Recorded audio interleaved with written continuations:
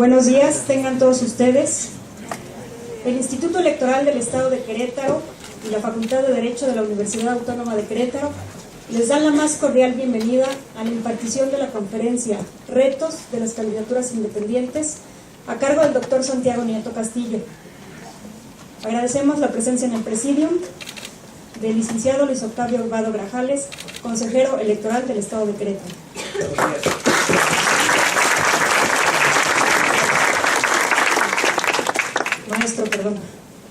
Del maestro en Administración Pública, Ricardo Ugalde Ramírez, director de esta Casa de Estudios.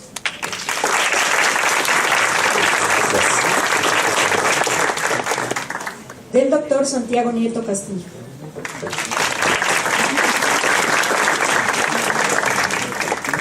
Le pediría al maestro Ricardo Ugalde que nos dé unas palabras de bienvenida. Gracias, maestra María.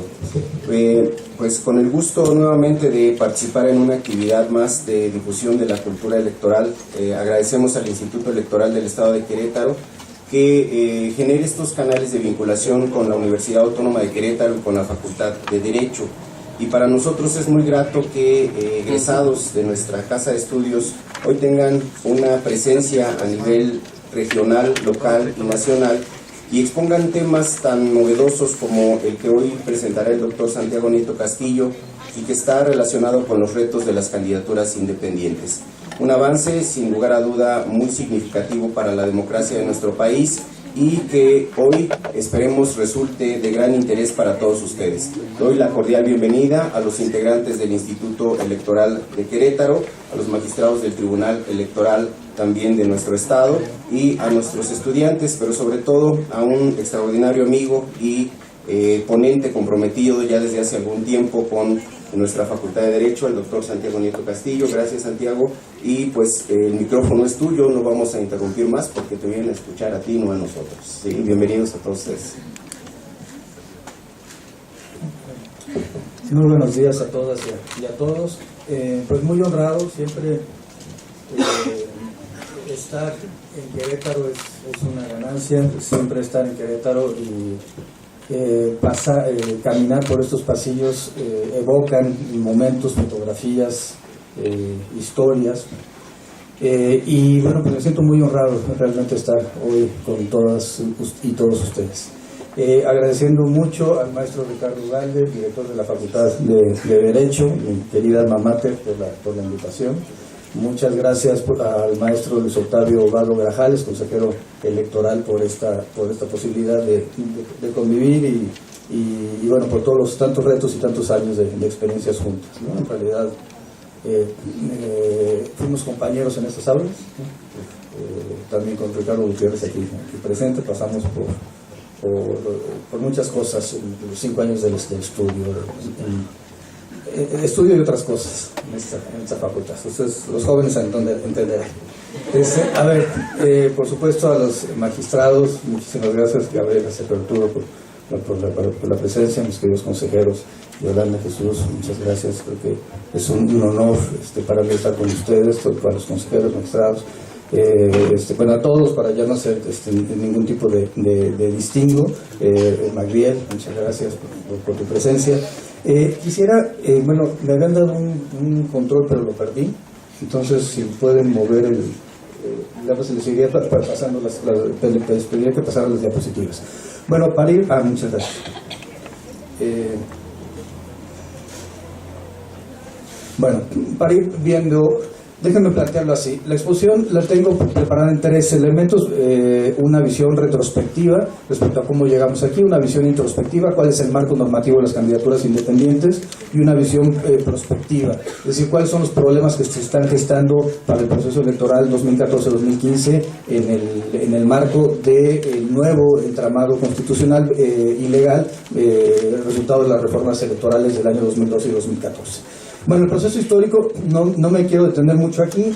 Evidentemente, en el siglo XIX tenemos un modelo de candidaturas independientes. No existían partidos políticos en el sentido moderno del término y, por tanto, los candidatos se postulaban de manera independiente por grupos de apoyo y constituían partidos políticos al momento de que llegaban a los parlamentos. Ese, digamos, era el proceso de las candidaturas independientes exclusivas, tal como quedó hasta la legislación de 1911.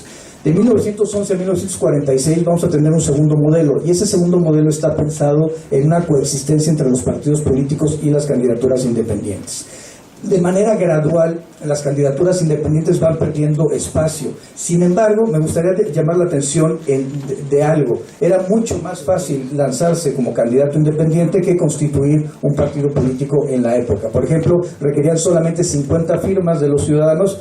Digo, hay que pensar que también era un país con 14 millones de habitantes, un país básicamente rural, un país en el cual teníamos serios problemas. Veníamos de un proceso de 5 series de guerra civil internas que denominamos en su conjunto Revolución Mexicana, y por lo tanto era un modelo sumamente complejo para esta coexistencia de los dos sistemas.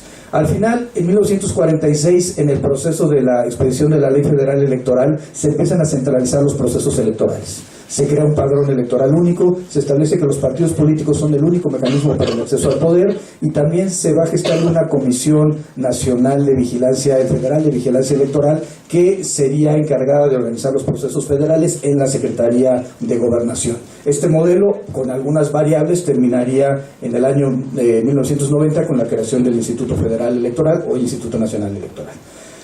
A partir del 2012, con la reforma constitucional, llegamos a un cuarto modelo, el apoyo a la legitimidad democrática. Yo soy de las personas que están a favor del modelo de las candidaturas independientes, y quisiera plantear esa bandera, y lo que van a escuchar va a ser una posición de alguien que está a favor del modelo. Segundo, también, pero sin embargo, hay que reconocer algo: las candidaturas independientes no van a resolver todos los problemas del sistema electoral mexicano y no van a resolver los problemas de la democracia mexicana. Son perdónenme la expresión, de alguna forma un analgésico frente al problema que tenemos, que es mayúsculo respecto a la crisis de legitimación, la crisis de legitimidad, y por supuesto los temas de falta de cultura de la legalidad y falta de cultura jurídica. Digamos, los problemas son mucho mayores que el hecho de que solamente los ciudadanos no partidistas puedan ser postulados a cargos de elección popular. Porque al final del día, lo importante no es la postulación, y este es el mismo discurso que yo creo que es importante manejar en género y manejar en jóvenes. No importa solamente la postulación, lo importante es que existan condiciones de equidad para el acceso a los cargos públicos, y sobre todo que esos accesos a cargos públicos se traduzcan en una forma diferente de ver el contexto de la política. Déjenme ponerlo así. México tiene 6% de su ciudadanía integrando órganos electorales en el país. Eso ya quisiéramos, los órganos electorales, ¿no? 6% de militantes de partidos políticos. ¿Qué significa eso? Que el 94% de la población en México no forma parte de un partido político. Por alguna cuestión no tendrán identidad ideológica, no tendrán identidad criterial con los partidos políticos o con la clase política. Y eso permite que eso obliga a que el sistema se abra y que los candidatos independientes sean una válvula de escape para efecto de que los ciudadanos puedan acceder al ejercicio del cargo público. Sin embargo, también déjenme plantearlo así: no nos sirve de nada un candidato independiente que llega a presidente municipal y que empieza a actuar con las mismas lógicas sistémicas, o que empieza a actuar sin traducir su actividad en una agenda más ciudadana, ¿no? Ese sería el primer tema a revisar. Lo mismo sucede con el tema de género, ¿no? Es decir, de poco nos sirve que lleguen mujeres al ejercicio del poder si no van a desarrollar una agenda para proteger, promover y maximizar el empoderamiento de las mujeres. Y lo mismo planteo con los jóvenes. De nada nos sirve que los jóvenes lleguen al acceso al poder si resulta que no van a actuar con una agenda que por lo menos sea diferente respecto a la forma de operación cotidiana del sistema político.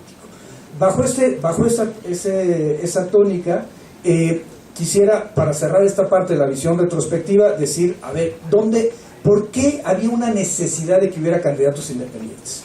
Hay un caso que es el recurso de inconformidad 7698, es un asunto resuelto por el Tribunal Electoral de Tamaulipas. Revísenlo, es un tema muy interesante. No sé qué hubiera pasado si hubiera llegado a Sala Superior, hubiera sido interesante ver qué opinaba Sala Superior respecto a esto, pero es una candidata, María del Rosario Elizondo, que gana el proceso electoral como candidata independiente. El PRI impugna, que era el primer partido que había quedado abajo de ella, diciendo que no podía ser candidata porque la legislación no preveía candidaturas independientes, y el Tribunal Electoral de Tamaulipas termina resolviendo que debe de mantenerse la voluntad popular. El segundo modelo es el caso Michoacán, es un caso muy interesante, el JDC 37/2001, donde básicamente la Sala Superior nos va a decir, lo sintetizo en telegramas, diciendo que el derecho a ser votado es un derecho de base constitucional, pero de configuración legal. Y por tanto va a depender en gran medida del desarrollo legislativo de cada entidad federativa para efecto de tener o no candidaturas independientes. Es un caso del señor Guillermo Monzón, que quería ser candidato a gobernador en Michoacán en ese año. Otro caso muy interesante es 2004, Vigas de Ramírez en Veracruz. Realmente es interesante por lo que se jugó en este asunto. Un grupo de ciudadanos se pone de acuerdo, reparte calcomanías, le avisa al Instituto Electoral de Veracruz que no están registrados como candidatos, y en la calcomanía vienen los nombres de ellos como presidente, síndico, regidores, etcétera. Hacen una campaña, le piden a los ciudadanos que peguen la calcomanía en la boleta electoral, en el espacio donde dice candidatos no registrados, y que voten por ellos. Y bueno, el Instituto Electoral de Veracruz emite un oficio para las mesas directivas de casilla diciendo que el voto que llegue con una calcomanía debe ser considerado, contemplado, contabilizado como voto nulo. Para no hacer ese cuento largo, hay más votos nulos que los votos que el primer partido político, que era en ese entonces Convergencia, el Movimiento Ciudadano, en el municipio. La pregunta es, ¿qué hacemos? Es una decisión, a mí me parece muy interesante, porque están en juego dos valores: el principio de legalidad por un lado, y por otro lado la soberanía popular.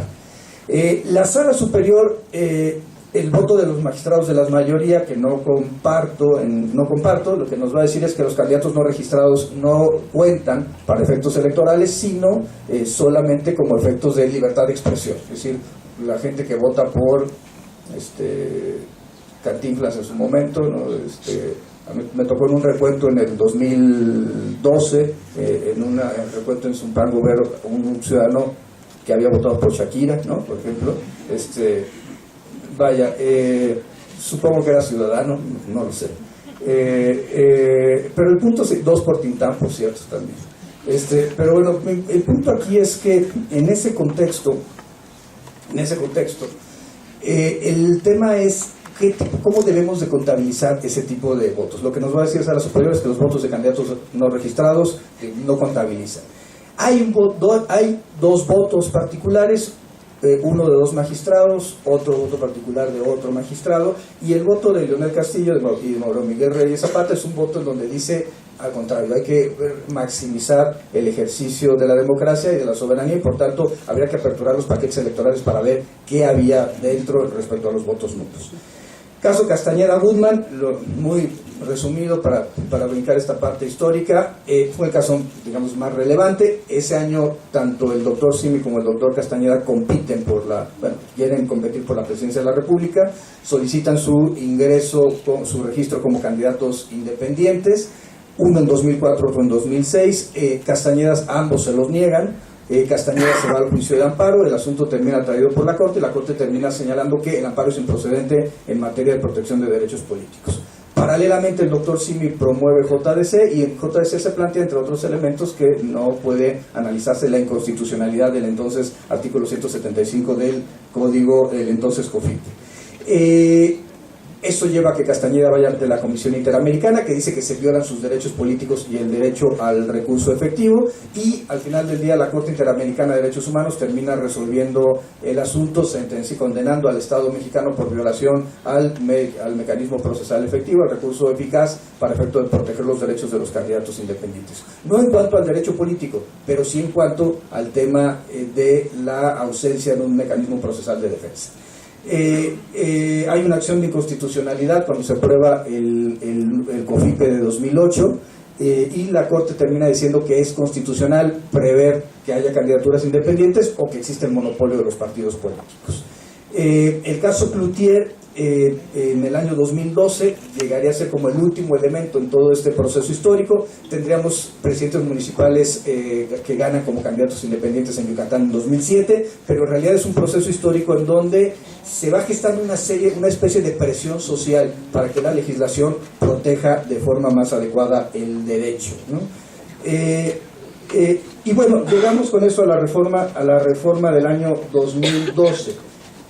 La idea es que, primer tema, se establece el derecho a ser registrado como candidatos independientes para los ciudadanos mexicanos. Segundo tema, las entidades federativas tenían que legislar y tenían un periodo, una vacatio legis de 1 año para regular estos elementos. En realidad, muy pocas entidades federativas cumplieron en tiempo para los procesos electorales de 2003.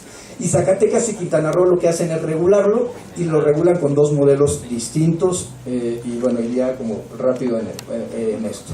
El modelo de Zacatecas fue declarado constitucional por la Corte porque no alcanzó el número de votos necesarios para declarar la inconstitucionalidad. Quedó 6-5 en algunos de los temas. Además hubo votaciones diferenciadas. Problema con Zacatecas: en 3 artículos regulaban todo el modelo. Digamos, esto se ha discutido mucho en torno a ello, y por tanto todo quedó en un andamiaje de corte reglamentario. Y esto generó una serie de problemas. Primer tema, el escrito de intención. Zacatecas les pidió un escrito de intención. A ver, el tema que tenían en Zacatecas era ¿cómo le hacemos para evitar el transfugismo? Es decir, ¿cómo hacemos para que los candidatos en una precampaña de un partido político no se salgan y se vayan como candidatos de independientes cuando pierdan la contienda de su partido político? La salida que hubo en Zacatecas fue: pidámosles un escrito de intención para que definan de manera previa si quieren ser candidatos independientes o si quieren ser candidatos de partido político. Esto se declaró inconstitucional. Es decir, no se puede coartar de esa forma el ejercicio del derecho al voto pasivo. El segundo elemento fue la fe de hechos notarial sobre firmas de apoyo. Perdónenme, absolutamente desproporcionado. O sea, imagínense que el ciudadano, el candidato independiente, no solamente tiene que aportar la copia de la credencial de elector, sino además esa copia tiene que ser notariada. De cada una de las copias me parece que es un tema es excesivo, elitizaría la política, y también finalmente no sirve para el objetivo central, que es maximizar o aperturar en el mayor grado posible el ejercicio del derecho del voto pasivo. Se pedía copia simple de la credencial de electores de los ciudadanos, y aquí hay un tema importante que también fue declarado inconstitucional. Zacatecas establecía rangos de apoyo ciudadano del 5, 8, 10 y 15%. Perdónenme, ¿qué partidos políticos alcanzan ese umbral? Bueno, sí, claro, la respuesta es depende, ¿no? Depende en qué estado estemos, pero a ver, básicamente en el país PRI, PAN, PRD, ¿no? En este momento histórico, después de la primer domingo de junio, no sabemos, ¿no? Pero a ver, el punto central es, tenemos un contexto en donde se le exigía a un candidato independiente el 15% de firmas del apoyo popular. Esto evidentemente fue declarado por la Sala Regional Monterrey como inconstitucional en virtud de que era un planteamiento excesivo. ¿Qué sucedió? Digamos ya para ir cerrando. ¿Qué sucedió en Zacatecas? Que en el municipio General Estrada ganó un candidato independiente, que fue Raúl de Luna. Por cierto, muy interesante, ahorita les enseño la boleta electoral. Tema también relevante es el tipo de financiamiento.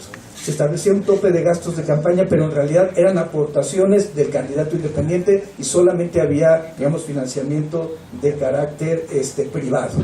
¿Qué generaba esto? Perdónenme, un riesgo de filtración de recursos ilícitos a las campañas, ¿no? El hecho que no hubiera... Y otro tema importante, dependía de la capacidad económica de los candidatos. Y por tanto, nuevamente era un proceso de elitización, ¿no? El modelo generaba este tipo de problemas. Básicamente, la idea de acceso a radio y televisión, el Instituto Electoral de Zacatecas tuvo que ceder su espacio para que los candidatos independientes tuvieran acceso a radio y televisión, en virtud de que el Instituto Federal Electoral no quiso abrir un espacio de su tiempo, ¿no? El problema con este modelo es que pues, depende del número de candidatos, porque esto restringe de alguna forma el acceso a radio y televisión. Veamos la boleta electoral. La boleta, si ustedes se fijan, está evidentemente en el nombre, en el orden, los partidos políticos en el orden de su registro, siempre empezando con el Partido Acción Nacional, que es el partido más antiguo, el PRI es más antiguo, pero en sus conformaciones primigenias del PNR y PRM. Y si se fijan, en los dos últimos espacios son los nombres de los candidatos independientes. Viene el logo, que tiene que ser diferente a los logos de los otros partidos políticos, y esto permitía, bueno, tener en una cierta relación de igualdad a los candidatos o a la forma de identificación en las boletas. Insisto que esto es Zacatecas 2013. Y este es el tipo de resultados electorales, ya como se iban planteando. Hay un caso que sería el de Raúl de Luna, si ustedes se fijan es una luna inversa con una R, me pareció por lo menos creativo el modelo, y es el caso del general Estrada en el que puede ganar la elección. Pero ¿qué pasó en Quintana Roo? Vamos rápido con Quintana Roo. En Quintana Roo el modelo es cerrado. Se planteó, esto lo hizo Fernando Agis, un modelo donde había una especie de pre-campaña entre todos los aspirantes a candidatos independientes, y el que tuviera más firmas ganaba. Y el que tuviera más firmas era registrado y obtenía, digamos, dos ventajas: espacio en radio y televisión y financiamiento público, como si fueran un partido político de nueva creación. Es decir, equiparaban al candidato independiente como si fueran un partido político. Esto era restrictivo del derecho, por lo menos es mi punto de vista, porque solamente un candidato independiente podía competir en cada una de las elecciones que se presentaran para el proceso electoral local, ¿no? Tres temas interesantes. Lo del candidato único fue declarado constitucional por la Corte y por la Sala Superior, en virtud de que se trata de un ejercicio de libre determinación. Un tema importante fue el número, el porcentaje de apoyo ciudadano. La Sala Superior en aquella ocasión declara que el 2% resulta proporcional, y por tanto, digamos, en ese es un estándar en el que nos hemos encontrado moviéndonos. La pregunta también es una pregunta importante: ¿el militante o el dirigente partidista puede ser candidato independiente, sí o no? Ese es el punto central. La Sala Regional Jalapa, ya en esta integración, Octavio Ramos, Adín de León, plantearon este tema. Y a mí me parece interesante lo que resolvió. También la Sala Superior lo hizo, por supuesto. El punto es: ¿los militantes pueden ser candidatos independientes? La respuesta es sí. Es decir, un militante de un partido político que no es postulado por el suyo puede incursionar en la fila de los candidatos independientes, sin duda. La pregunta es si los dirigentes lo pueden hacer. Si un dirigente de un partido político se cansa de su partido y se va de candidato independiente, la respuesta que dieron Sala Superior y la Sala Regional Jalapa fue que no lo podían hacer. Y no lo podían hacer por algo muy sencillo. El dirigente de un partido político tiene acceso a medios, tiene acceso a financiamiento público, tiene una presencia pública que lo sobreexpone o lo expone más que los ciudadanos normales. Y la idea, bueno, todos somos ciudadanos normales, perdón la expresión, que el resto de los ciudadanos, no sé, a ver cómo lo calificamos. Pero, a ver, los no partidistas, ¿no? Bajo esa lógica, la idea de que una persona que tiene una sobreexposición va a ir en una posición privilegiada a la contienda electoral y puede violar el principio de equidad. Eso fue lo que se planteó en esta discusión. Y finalmente, el último tema es el tema de género. Y aquí también sí me gustaría decirlo, ¿no? Una democracia sin mujeres no es más que media democracia, como decía Miguel Insunza. La reforma constitucional del año 2014, al artículo 41, establece la obligación de que haya paridad de candidaturas de ambos géneros, lo cual significa que tiene que haber 50 y 50. Y esto es un paso muy importante. También hay que, debo decirlo, la iniciativa de reforma constitucional que presentan las senadoras de los tres partidos políticos más importantes del país para reformar el artículo 41 constitucional tiene un libro como marco teórico, y es un libro que publicó, por cierto, el Instituto Electoral de Querétaro, lo cual me da mucho gusto, ¿no? Fue la única referencia que existe en la iniciativa de reforma constitucional. Voy a plantear esto lo que habían, ¿cuál es el objetivo? Y esto también quiero recalcarlo con Querétaro. Querétaro tiene dos grandes ventajas en el sistema de candidaturas independientes, o dos aportes importantes. El primero es género, ¿no? La idea de que, y esto también hay que decirlo porque fue previo a la expedición de la ley, la reforma en Querétaro es previa a la expedición de la ley general en materia de instituciones y procedimientos electorales. Y el segundo tema es el acceso a la representación proporcional. Creo que los dos elementos fueron elementos que se conjugaron de forma importante para esto. El objetivo central es que no puede haber, si el candidato es hombre, el suplente tiene que ser hombre, pero si la candidata es mujer, la suplente tiene que ser mujer. El Distrito Federal, por ejemplo, ha planteado algo mucho más radical. Dice, si el candidato es hombre, la suplente puede ser mujer, pero si la candidata es mujer, la suplente tiene que ser mujer. Ahí no hay, digamos, de otra opción. ¿Para qué? Para evitar el modelo Juanitas que tanto daño nos hizo en el proceso electoral del año 2009, ¿no? Nos hizo, lo estoy planteando en términos de la democracia, ¿no? El desarrollo. Tenemos en Quintana Roo un modelo dual. Primero, financiamiento privado cuando estamos en la etapa de obtención del voto, sin embargo tiene que estar regulado de alguna forma y esto ha habido un proceso gradual de regulación. Y segundo, el tema del financiamiento público como si fueran un partido político de nueva creación. Los candidatos independientes compiten en un modelo de mayor equidad bajo el modelo de Quintana Roo, sin embargo, insisto, restringe para que sea solamente un candidato.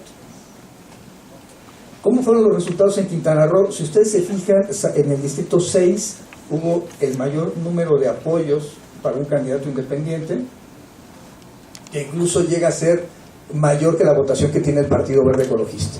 Sin embargo, en Quintana Roo ningún candidato independiente logra ganar. ¿Cuándo ganan los candidatos independientes? Generalmente cuando los municipios son municipios mucho más chicos. Hubo otro caso, y perdónenme que cuestione, pero bueno, finalmente uno no puede ser académico y dejar de cuestionar. Es una sentencia de la Sala Superior que no me convence. La Sala Superior lo que dicen estos expedientes del Estado de Hidalgo es que una serie de ciudadanos acuden antes de que se venciera el plazo de la reforma de la vacatio constitucional para la expedición de la reforma legal en materia de candidatos independientes, y la Sala Superior lo que dice es, como no se ha vencido el plazo, no hay una omisión, no hay una inconstitucionalidad por omisión y por tanto no hay candidaturas independientes. ¿Qué no me gusta de este argumento de la Sala Superior? Que por supuesto ya quedó derrotado en virtud de que ya se venció el plazo de un año que había fijado el Poder Revisor de la Constitución. Lo que no me gusta es que si tenemos un derecho de corte constitucional, no podemos matarlo a través de la no expedición de una ley. El derecho de corte constitucional subsiste y creo que existe la obligación de los órganos jurisdiccionales de aplicar directamente la Constitución frente a este tipo de supuestos. El otro tema es, ¿qué sucede cuando estamos hablando de, después de que se venció el plazo? La Sala Superior lo que ordenó a los congresos locales es que legislaran. También esto era un hecho inédito. Nunca se había presentado algo un caso en donde la Sala Superior obligara a un congreso, la Corte vaya sí lo había hecho, para que pudiera legislar y actualizar su normatividad. Coahuila, ya digamos para ir terminando esta parte, Coahuila tenemos un caso relevante. Ante las lagunas de la ley se exige que el órgano electoral administrativo lo regule las condiciones de competencia a través de acuerdos generales. Esta es la parte, creo yo, relevante. En el caso en concreto se ordenó que se le diera el registro, incluso se ordenó que el plazo para la obtención del apoyo popular se ampliara para efecto de que el candidato pudiera cumplir con el requisito legal para hacerlo. Por supuesto que fue un mayor esfuerzo para el Instituto Electoral de Coahuila, regulando cosas que no estaban previstas previamente por la ley, ¿no? En Nayarit el caso fue que gana un candidato, ex presidente municipal por el PAN, se va de candidato a independiente y gana en San Blas la elección. Y es muy interesante porque además la votación en Nayarit es dividida respecto al presidente municipal y los regidores y los síndicos. Es un tema interesante. ¿Qué les diría con este caso de Nayarit? Es muy conocido el candidato independiente, ¿no? Porque declaró que él había robado pero poquito, ¿no? Después dijo algo así como que robaba con la izquierda pero para darle al pueblo por la derecha, con la derecha, una cosa así, ¿no? Folclórico, ¿no? Digamos, uno puede hacer como un recuento histórico del folclorismo de los presidentes municipales en el país, encuentra cosas muy interesantes, ¿no? Como un candidato en Oaxaca, que fue el candidato zombie, no sé si se acuerdan de ese, ¿se dio conocimiento del caso? Es un candidato que en 2007 fallece, está su acta de defunción. Previamente hay que decirlo, participó en una violación conventual en 2004, hay una orden de aprehensión en su contra, desaparece, aparece muerto con el acta de defunción del registro civil y entonces se extingue la acción penal en su contra. En 2013 es candidato a la presidencia municipal y gana, ¿no? O sea, candidatos son insisto, esto es Oaxaca, ¿no? Pero bueno, así tenemos como muchos casos en el país, yo les diría por lo menos interesantes, ¿no? Bueno, déjenme, 2015, ¿qué nos espera? ¿Qué nos espera? Yo creo que, déjenme adelantar. La parte más importante del proceso, un poco esto, tiene que ver con la convocatoria. Bueno, Querétaro saben sobre este tema, ¿no? Lo he tocado ver. La convocatoria tiene que regular cuáles son los cargos de elección popular, los requisitos, la documentación, los plazos y los topes de gasto y los formatos. Creo que es la parte central. Cada estado establece su propia regulación e insisto que es un derecho de base constitucional y de configuración legal y por tanto va a depender mucho de lo que hagan los legisladores en cada entidad federativa. Sin embargo, digamos, hay un cierto concierto en que lo mínimo tiene que ser esto, ¿no? La acreditación de la asociación civil. Yo sé que este es un tema de discusión jurídica, no me meto a discusiones políticas, no me encanta la idea de que se busque asociaciones civiles para que respalden, o que mejor dicho, que sean el mecanismo para efecto de que pueda haber una candidatura independiente, porque entonces ya no encuentro como gran diferencia entre eso y un partido político, ¿no? Digamos, como el proceso de gestación de un partido político. Sin embargo, también debemos entender algo, y ese algo es que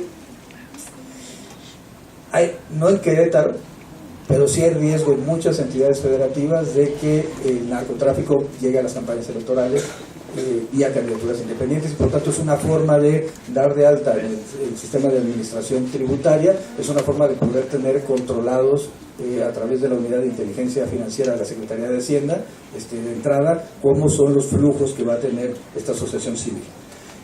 Ahora, lo cierto es que yo creo que también hay una discusión jurídica, ¿no? Porque tenemos una discusión jurídica si este tipo de requisitos que tienen que ver con un título que no se aplica en los procesos electorales locales, sino solamente en el proceso electoral federal, pueden tener impacto en los procesos electorales locales. Me explico. La ley JIPE es una ley general y por tanto se aplica a nivel federal y a nivel local. Sin embargo, hay un título específico que es el del proceso electoral que solamente vincula a los procesos electorales federales. La pregunta es entonces, ¿qué normas se tiene que aplicar frente a esto, ¿no? Y la otra pregunta importante sería, ¿se le pueden dar mayores o se le pueden exigir mayores requisitos a un candidato independiente respecto a lo que ya dice la convocatoria previa? Ese es el otro tema de discusión. Bueno, voy rápido, perdónenme, para ya entrar en esto de la visión introspectiva, ¿no? Si quieren ahorita lo discutimos. Si el tema es discutir, si el tema es de discusión, vaya, en mi ejercicio como magistrado tuve 1000 votos particulares, entonces créanme que estoy acostumbrado a discutir. Bueno, 600 asuntos serán el mismo. El punto central aquí es cuál es el proceso en la ley JIPE. Implica, por supuesto, en los estatutos, la asociación, dar de alta a los empleados en el Seguro Social y el proceso de que el administrador de los recursos, el representante legal y el candidato independiente formen parte de la asociación civil. Insisto que esto es un tema de una decisión antinarco, ¿no? Es una forma de blindar a los procesos electorales federales y locales. Que es un riesgo de elitización, también es cierto. también es cierto. Y aquí lo que tenemos que discutir es cuál de los dos bienes jurídicos nos parece superior frente al caso. Déjenme adelantar esto. El INE entregó en este momento 52 constancias de aspirantes de las 122 candidatos que estuvieron. Y vean el mapa electoral que vamos a tener para el próximo proceso. También hay que decirlo, perdónenme, esta elección es una elección muy compleja. Los candidatos independientes de por sí introducen un elemento que los órganos electorales no estaban acostumbrados, el INE por lo menos no estaba acostumbrado. Segundo tema importante, tenemos una conflictividad social muy importante en Michoacán y en Guerrero. Lo peor que podemos hacer es decir que no existe nada. Existe un problema y es un problema real. Sin embargo, existe la institucionalidad lo suficientemente fuerte en este país para el efecto de poder hacernos cargo de ese tipo de conflictos y de problemas de naturaleza social. Si algo sabemos hacer bien en México son elecciones. Las organizamos bien, las calificamos bien y creo que hay un sistema que legitima el proceso, en general, la forma de acceso al ejercicio del poder, la forma de acceso, ¿no? El punto aquí central es que México no es un estado fallido. México es un estado con instituciones fuertes, con un régimen electoral que funciona y es exportable y por supuesto que creo que se ha derramado mucha sangre, sudor y lágrimas en este país para tener el modelo electoral que tenemos y creo que es obligación de todos y responsabilidad de todos hacerlo operativo y funcional. Ahora, ¿vamos a tener elecciones cerradas? Sí, perdónenme. ¿Querétaro va a tener una elección cerrada? Pues sí, perdónenme. Vaya, quien gane los procesos electorales en Nuevo León, en San Luis Potosí, en Querétaro, pues van a ser procesos electorales sumamente, en Michoacán, van a ser procesos electorales sumamente cerrados, en Guerrero, perdón, van a ser cerrados. Pero esa es nuestra nueva realidad política y eso habla de un margen de madurez cívica del pueblo mexicano. Ahora, los temas, esto es, insisto, es el modelo federal, voy muy rápido. Lo de la lista nominal, ojo, cuando las legislaciones locales establecen el padrón electoral, le están ampliando el número de votos al final. El número de firmas que requieren los candidatos independientes. Cuando establecen la lista nominal, disminuye, no sensiblemente, pero sí disminuye de alguna forma. A candidato a presidente de la República es 1%, a candidato a senador 2%, candidato a diputado de mayoría relativa 2%. Por ejemplo, para el ámbito del presidente de la República implicaría 796.950 firmas al día de hoy. Evidentemente, para el año 2018 se van a requerir más firmas por este proceso de incremento gradual del padrón electoral, ¿no? Estamos en más de 80 millones de mexicanos inscritos en el padrón electoral, un poco menos en los listados nominales de electores, porque además esto se va muy bien. ¿Qué se requiere? El 1% en todas las entidades federativas y ese es el piso. Sin embargo, con el 1% ustedes no pueden alcanzar, digamos, en 17 entidades federativas no podrían alcanzar la cantidad de firmas que se requieren. ¿Qué requieren? Las 17 entidades federativas y además necesitan más votos, más firmas en el resto de las entidades, ¿no? Ese tiene que ser el mínimo. Chiapas, por ejemplo, hay un error, dice 1%, tiene que ser 2, pero 62.315 firmas. Un distrito en Guerrero tendrá 5.000, ¿no? ¿De qué va a depender de esto? De la densidad poblacional que tengan cada uno de los espacios. Entiendo que Querétaro es el 3 o el 2.5. 2.5, entonces esto también tiene un error, pero el punto es cómo se tiene que contabilizar esto. A diferencia de lo que dice el modelo federal, que es mucho más establecido, son 34.662 firmas que se requieren para ser candidato a gobernador, ¿no? Bueno, finalmente, insisto que hay diferencias entre Chiapas y Querétaro, pero también 34.000 para un estado no me parecen tantas, ¿eh? Vaya, me parece que el punto sería aquí analizar si los porcentajes resultan proporcionales o no. Ahorita les daré mi opinión sobre eso. Si quieren voy rápido, porque ya de que se empieza a ir la gente es que, no todos, por supuesto, pero es que digamos, el nivel de atención va bajando. Además, yo insisto que Humanamente no es posible atender más de 45 minutos una conferencia y una clase, entonces bueno, trataré de ir cerrando temas. Principales reglas, pues tiene que decirse que son candidatos independientes, ¿no? Aspirantes a candidatos. La prohibición de campaña negra, la prohibición de respaldo con asociaciones religiosas. Esto busca proteger el principio de laicidad en los estados y en el Estado mexicano. Los temas de género, tiene que establecerse el mismo número de candidatos propietarias y suplentes, y en el caso de las fórmulas, como había comentado para el Distrito Federal, si el propietario es hombre, la mujer puede ser suplente, pero a la inversa no. Se trata de buscar, insisto, evitar las anticuaritas. Tenemos dos modelos, finalmente, el federal y el de Zacatecas, que establece un paso previo que es la omisión de errores. Creo que este modelo es mucho más garantista que el que vamos a encontrar, por ejemplo, en Quintana Roo, en San Luis Potosí o en Tabasco. Este modelo es un modelo de que se subsanan los errores y después de una vez subsanados los errores, entonces se empiezan a contabilizar las firmas. En el modelo de Quintana Roo, por ejemplo, se ve primero si cumplen las firmas, y si no cumplen las firmas, se desecha el registro del aspirante. Un tema que fue importante es si tienen derecho al voto. Yo creo que es muy importante por dos elementos. Van a estar sentados en los consejos correspondientes, dependiendo del tipo de candidato que sea. Esa parte queda muy clara en el Distrito Federal, en Jalisco, en varios espacios. A nivel federal no quedaba tan claro, pero la Sala Superior lo ordenó. Los representantes de candidatos independientes tienen que sentarse en la mesa del Consejo General, por supuesto si son candidatos a la presidencia de la República. Si son candidatos a diputados federales estarán en el distrito correspondiente, si es el candidato al Senado tendrá que estar en el Consejo Local correspondiente. ¿Por qué también es importante esto? Porque es un efecto de notificación inmediata. Si forman parte del órgano administrativo, entonces de manera inmediata se surten las notificaciones para ellos. Y por tanto, eso permite un mayor flujo de la información, tener conocimiento de qué está sucediendo. Financiamiento, bueno, me voy ubicando esto. Seguimos con este modelo de 70-30. Es un modelo que tomamos del año 1996. Y perdónenme nuevamente la crítica. Yo creo que es un momento en que tenemos que replantearnos esto.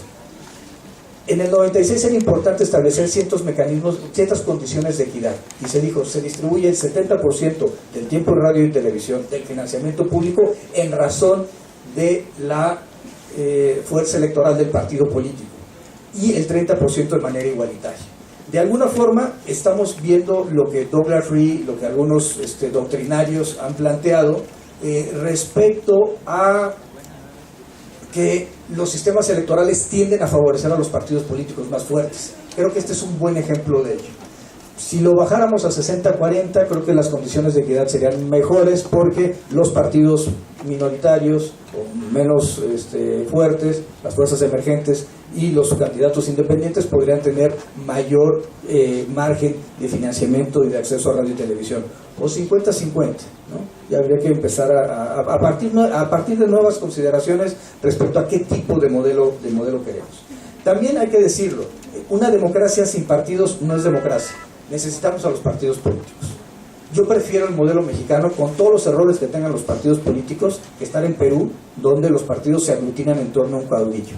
De tener un fraccionamiento y una atomización de partidos como Argentina, o de tener una crisis de partidos políticos que genera que caudillos llegan al ejercicio del poder como Venezuela. Perdónenme, nuestro modelo con todos sus problemas, insisto, perdónenme, países absolutamente fragmentados en dos bloques. Piensen en El Salvador, ¿no? Piensen en los procesos electorales que encontramos en Nicaragua. Entonces, yo creo, no se trata, no sé, me gusta más nuestro modelo. Perdónenme, el modelo norteamericano no me gusta, es absolutamente elitista, absolutamente contrario a la identidad racial que tiene la población norteamericana. Se privilegia, vayan ustedes al Senado norteamericano, no van a encontrar un número importante de afrodescendientes o de latinos, cuando la situación en la calle es absolutamente opuesta y tiene que ver precisamente con ese proceso de elitización. Creo que nuestro modelo, pese a los problemas que tiene, perdónenme, hay que saberlo valorar, ¿no? O por lo menos esa sería la tesis que yo defendería frente a ustedes. Utilizan franquicias postales, se les aplica la norma de los partidos políticos, tienen que incorporar la norma de ser el argumento de ser candidatos independientes. La boleta no se incluirá en la fotografía ni en la silueta del candidato. Insisto, esto es la LEGIPE. Yo creo que es un tema que tenemos que discutir. Y mi punto de vista es que en este punto específico, a ver, ¿por qué la LEGIPE tiene esta disposición? Porque en el año 2000, se acordarán, en el tema de Vicente Fox y la coalición Alianza por el Cambio, si la memoria no me falla, puso en la boleta electoral la figura de Vicente Fox, ¿no? Y entonces el INE Vicente Fox, señorita, no sé, yo sé que estoy hablando del Paleolítico para ustedes, ¿no? Pero bueno, fue un presidente de México, ¿no? La que mandaba era la esposa, pero fue un presidente. Pero el punto central es, y espero no herir ningún tipo de susceptibilidades tampoco, pero a ver, señorita, el punto es con esto que el tribunal ordenó que se quitara la silueta de Vicente Fox. Se quita la silueta de Vicente Fox, pero mejor dicho, quitan la fotografía y dejan la silueta. Viene un incidente de ejecución de sentencia y el tribunal ordena que no puede venir ni silueta ni fotografía. Yo tengo mis dudas también respecto a la interpretación, es decir, creo que la ley electoral decía cuáles son los elementos de la boleta electoral y en ese tiempo decía los emblemas de los partidos coaligados o cualquier otro emblema. Me parece que en ese cualquier otro emblema podrían ser los partidos coaligados más la fotografía. Sin embargo, insisto, el Tribunal Electoral dijo que no podían incorporarse fotografías y el argumento fue que no podía haber propaganda electoral el día de la jornada electoral dentro de la casilla. Sin embargo, si están todos los candidatos con su fotografía, me parece que no se rompe este principio que el tribunal quiso salvaguardar en el año 2000. Por eso llega al COFIPE, llega a la LEGIPE, y el punto es qué hacemos en aquellas entidades federativas donde sí se regula la fotografía. Mi punto de vista es que, insisto, que tenemos un tema de si la norma jurídica resulta aplicable o no para el proceso electoral local. Yo sigo pensando que al excluir y al decir que el título es aplicable solamente para el proceso electoral federal, permite que las entidades federativas adquieran un grado de autonomía, por así decirlo, en sus ejercicios normativos. Claro, esto no implica que se apliquen siempre las normas de la entidad federativa, si son desproporcionales, si son innecesarias, si son antidóneas para el respecto de la protección de los derechos fundamentales, ¿no? Digamos, hay que hacer un test de proporcionalidad de las normas. Termino, digamos, con esto, con los temas de prospectiva. La idea es que puedan presentar cualquier medio de impugnación. Yo soy de la idea que se les tiene que suplir la queja deficiente a los candidatos independientes. Suplir la queja deficiente no significa romper las reglas procesales. No sé, creo que nuevamente creo que hay un caso que no comparto de la Sala Superior, pero bueno, esto significa, pero es un tema importante. Es decir, el punto es que la suplencia de la queja implica que ante la deficiente construcción de los agravios se pueda advertir qué fue lo que quiso decir el actor. Y también con un tema importante, el control de convencionalidad se tiene que ejercer ex oficio. Eso significa que en razón del oficio de los jueces, cuando tienen los expedientes, tienen que analizar viendo la norma bajo el parámetro de la Convención Americana sobre Derechos Humanos o el Pacto Internacional de Derechos Civiles y Políticos, entre otras normas. Bueno, problemas actuales. Se declaró inconstitucional el JS 151/2015 de este año, que se exigiera capturar todos los datos de la credencial para votar. La verdad es que es lo que se tiene que capturar, en todo caso, datos de identificación, pero no resulta un exceso a algún tipo de datos que pueden ser personales que tengan que ser capturados en la información que se exige para